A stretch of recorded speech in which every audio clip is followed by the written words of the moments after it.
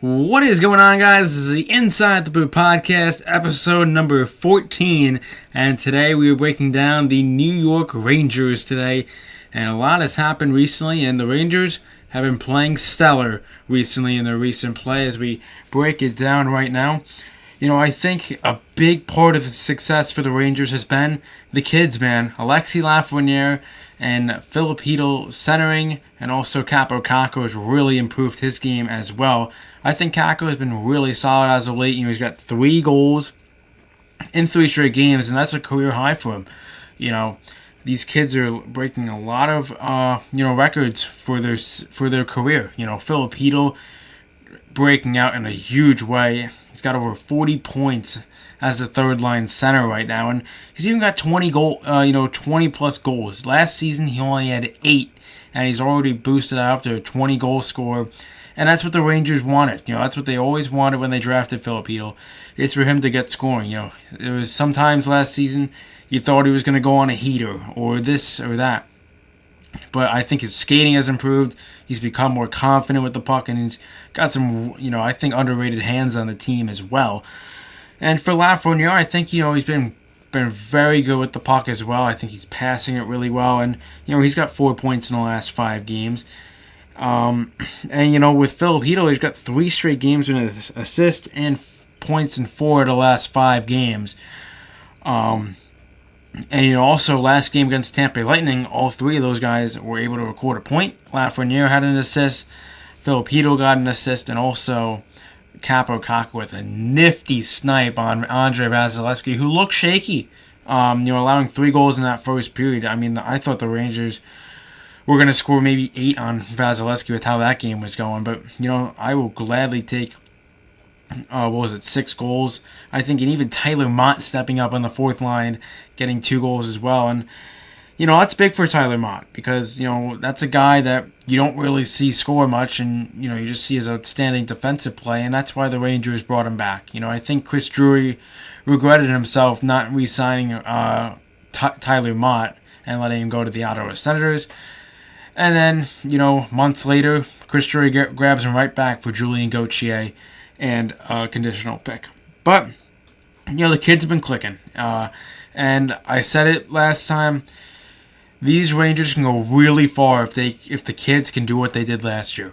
And I think their game's going to be even better in the playoffs this year than last year. I think they're more confident. They know what the playoffs is all about. And the experience was a big thing. Making it all the way to the Eastern Conference Finals last season. And a big part was them. There was times that they were in the offensive zone for more than a minute. The Miller to Hito goal against Andrei Vasilevskiy. That's what the kid line does. It tires out the defense and really works hard. They get in the gritty areas, they take hits, they even lay hits as well sometimes. Lafreniere is he's a physical guy, and I think that's what Gerard Gallant loves about Lafreniere is not only does he make good plays, is he also throws the body around, and I love that too from Lafreniere. Gritty laugh is a great laugh. But, this team, if I was a betting man, I would expect us to play the New Jersey Devils in the playoffs. I think that is just how it goes. Devils are 3 points behind the Carolina Hurricanes. And also the Rangers are probably not going to catch the Devils, so they'll probably solidify themselves as the 3rd spot in the Metropolitan, which I'm okay with that. Obviously home ice advantage is huge, but the experience is going to be a big part for the Rangers. And I think, that's going to be a big question for the Devils is inexperience going to be a factor in that series? And also, how is Vitek Vanacek going to play? Because, it looks like these last few months haven't been nice to him, and these last couple weeks have been very nice to Igor Shesterkin. He's 8-2 in his last 10 games and just got a nice win, a gritty win against the Tampa Bay Lightning. I think that was a really good game out of Igor Shesterkin. I thought he played outstanding against Vasilevskiy. He made some very nice saves, especially that one on Braden Point, man. Stretching that left pad out to make the save. He robbed a bunch of key opportunities because, there was a point in that time I felt Tampa Bay was clicking, and Igor Shesterkin just said, not in my house today. I'm not going to allow you to score. But, that's the big thing, with Igor. That guy, he could really have some bad games, but then bounce back really quick. And, be the Igor Shesterkin that we've all loved. But, he's been, I think he's still been really solid this year. I haven't been very critical out of Igor. I thought most of it was honestly on the defense. But, speaking of the defense, I thought Ben Harper really played a nice game, physically wise, against the Tampa Bay Lightning. Fighting a few guys. He fought Perry at the end, throwing some haymakers at him. That's what I love out of Harps. He's a gritty guy, and honestly, a game like that, I can honestly see Harper snagging that 6th spot over Mikula, but I totally would understand if they threw Mikula at that 6th spot to pair with Braden Schneider. It's interesting. There's so many different things that both of those guys do. I think Harper's a guy that defensive, like skill versus skill, I don't think he's very good. But if you see like a very physical, hard game, I think Harper could really, I think both of them could really, use that spot. But I think it really just matters to Joey Gallant. My opinion doesn't matter that much. But I think it's really just how they view it, because, I don't really know who I would honestly take, because both of them are kind of similar style. I think both of them are sometimes out of position a lot, and, both of them use the body a lot. But it'll be interesting, to see what the playoff lineup looks like defensively, because, you have Lindgren and Fox together. You're going to have Miller and Troops together. Schneider's played amazing recently. I really liked his game yesterday against Tampa Bay. It really just matters who's that 6th spot going to be. And I don't really see them running 7D in the playoffs either. But I have to say, Jimmy Vesey and Goodrow and Mott is an outstanding 4th line. I love that 4th line. They really work hard, and I feel like all 3 of them can show they could score as well. I think Vesey has 10 goals on the year. Mott had a 2-goal game against Tampa Bay. And I thought Mott played really good. I think his stick is super valuable to this team. And even, I feel like another guy that's gotten way better defensively is Mika Zibanejad. He didn't score last night, but most definitely he has made a very good impact. And it feels like every single year that guy is getting better. He's over a point per game this year. I believe he was just short of a point per game last year.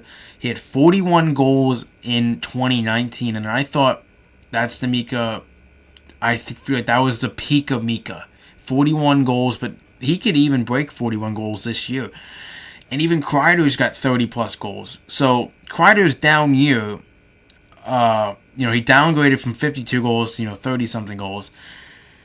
But it's still really good out of Chris Kreider. And Chris Kreider's been a little streaky, but when he's on his game, like what he was on his game last night against Tampa Bay, he's really tough to play against. His net front presence, is one of the best in the league. I think you got the guys like Joe Pavelski, Anders Lee, and then there's Chris Kreider. In no particular order, but with production, I think Chris Kreider's right up there. You could argue he's the best deflector in the league. I think he's got the most deflection goals active amongst players, I think, or something like that. But regardless, I think he's been really good. And also with this offense, when they are clicking and when they're scoring 4 or more goals, they have never lost this season, knock on wood. But, they're undefeated when scoring 4 or more goals. They showed it last night, against Tampa Bay. And if the offense can stay hot and the kids can keep buzzing and Igor Shesterkin can keep playing how Igor Shesterkin is playing, this team can go very far. And I think a guy that I would love to see have a really nice playoffs is Jacob Trouba. I think he got a lot of backlash from, the penalty he took against Tampa Bay and other, missed assignments, but I think Jacob Trouba, with the captain now, as the captain, he can really step up for this team, and he's been really showing that he can lay people out. He's throwing people around, he's been really solid this year. Well, in the second half, I think his second half has treated him very well. He did suffer an injury against St. Louis, but he's good to go. So no worries about that. I think the Rangers were just being precautionary, and I don't mind that because, is it a game that you should, hope to get 2 points out of? Of course, but with only a few games remaining in the season, you want your team fully healthy, and I think that was honestly more of a precautionary thing. I think, it was a tough hit, and he got right back up, but I think he wanted he even wanted to see how his team performed without him. Maybe that was a thing. I don't know, but maybe that's what it is. But I think it was really just a precautionary thing. I didn't think it was like, oh, he's really injured, he's banged up, he's out. But no, he's good to go. He traveled with the team to St. Louis, and this is gonna be I think it's gonna be an amazing playoffs, because another thing is, if you can get 4 lines that are buzzing, playing tough as nails, really tough and tough to play against, all 4 lines going, well, one, it makes Gerard Gallant's decisions a lot easier, and it would just be amazing to get great play out of all 4 lines, because a coach would always love to roll 4 lines and not have to rely on 1 line for scoring. And I think this team has 4 lines that can score.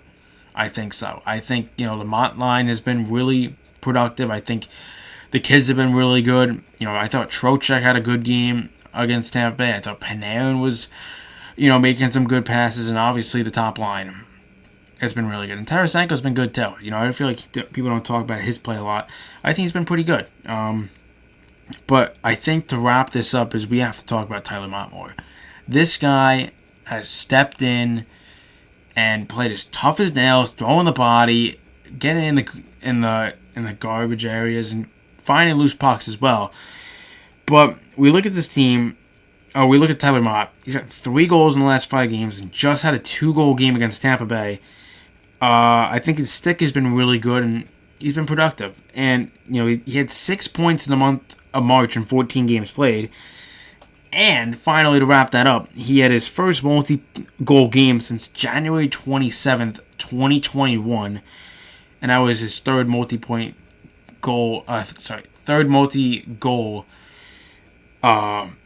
game of his career. And another thing too is he's been really disciplined. Only 6 penalty minutes in 58 games played.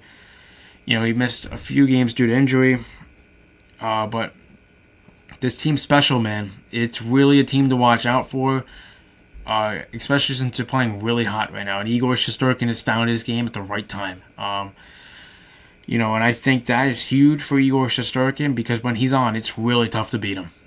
It's really, really tough, especially at home ice. I feel like on home ice, he really thrives under that crowd and the Igor chant and everything. I think that just gets him going and just locked in, But, of course, this has been the Inside the Booth podcast. I am your host, Vin. This has been talking about the New York Rangers today, episode number 14. And as always, stay safe out there, and let's go, Rangers.